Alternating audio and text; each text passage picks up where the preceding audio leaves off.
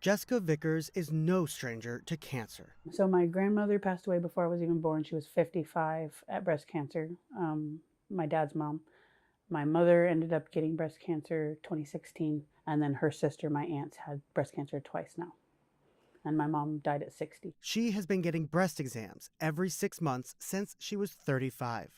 Last February, an MRI revealed concerning lumps.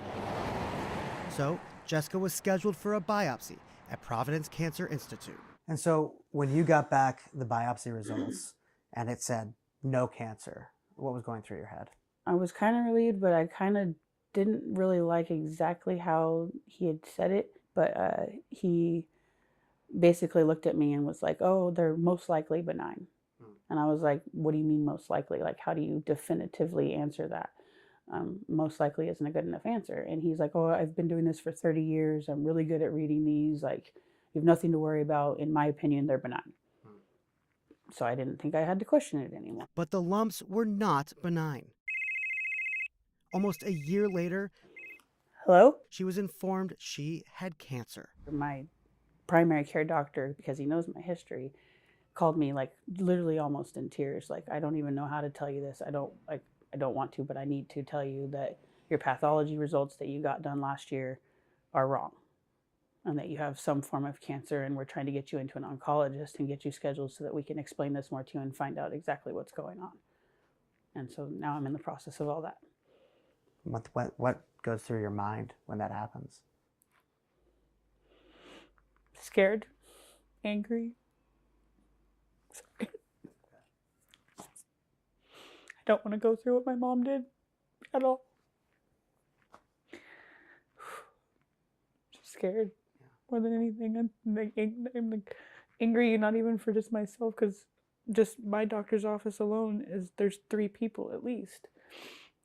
Like that, just like how do you screw up that bad?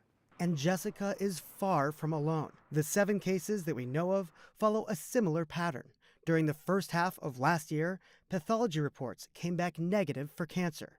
Then, beginning in December, patients started getting calls from their doctors informing them of testing errors. The hospital tells us that patients have been impacted across their system. They have not told us which facilities are definitely impacted.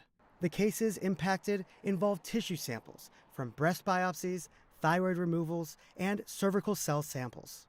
In a statement, Providence says that we apologize for the concerns this will cause our patients.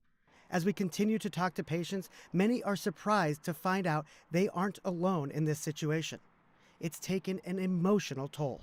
I'm angry at the pathologist for, not obviously not doing his job right, and for Providence taking this long to figure it out.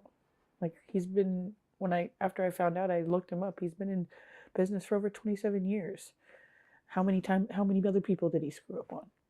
How far back are you going to realize this guy's been doing this for God knows how long? Providence says that they are contacting treatment providers and affected patients and working with them on an individual basis, and that they are still in the process of determining the scope of how many patients are impacted. Jessica says she still has so many questions and wants answers from Providence, but for now, she's focused on forging her own difficult path forward. No matter what, I'm going to end up doing a full mastectomy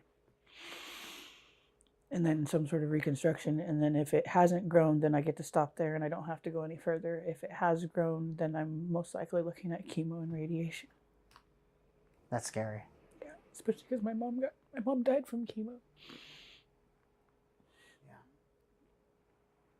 If this would have been stopped a year ago, where it was at stage 0, from what they can see, I wouldn't have had to do that.